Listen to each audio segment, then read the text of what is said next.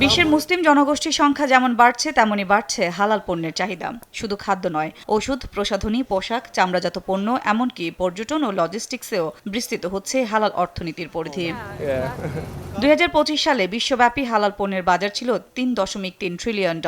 2034 সাল নাগাদ যা পৌঁছাতে পারে $9.45 ট্রিলিয়ন।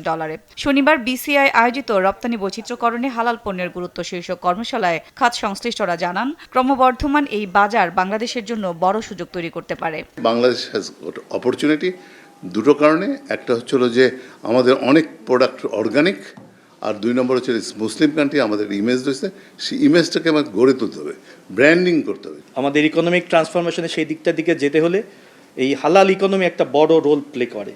তাদের মতে আন্তর্জাতিকভাবে গ্রহণযোগ্য হালাল সার্টিফিকেশন ব্যবস্থা, পরীক্ষাগার সুবিধা এবং রপ্তানি প্রক্রিয়া সহজ করা গেলে বাংলাদেশ বৈশ্বিক হালাল বাজারে শক্ত অবস্থান তৈরি করতে পারবে। আমরা যদি ডোমেস্টিক্যালি স্ট্রেংথেন করতে পারি আমাদের জন্য, তাহলে কিন্তু আমরা এক্সপোর্ট ডাইভার্সিফিকেশন অনেক বেশি আগায় যেতে পারবো।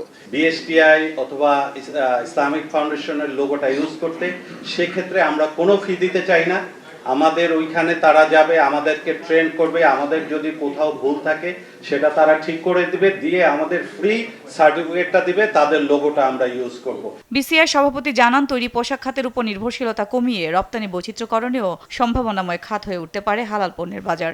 আমরা যদি $120 বিলিয়ন মার্কেট এটাকে যদি কনফার্ম করতে পারি, বাইরের দেশ মিডল ইস্ট থেকে আরো সবাই কিন্তু হুমড়ি খায় পড়বে, ও মাই গড, এখানে এত ডলারের মার্কেট, তাহলে এরা তো সবাই হালাল গুডস বানাচ্ছে। বক্তারা বলেন, অমুসলিম ভোক্তাদের মধ্যেও এসব হালাল পণ্যের গ্রহণযোগ্যতা বাড়ছে।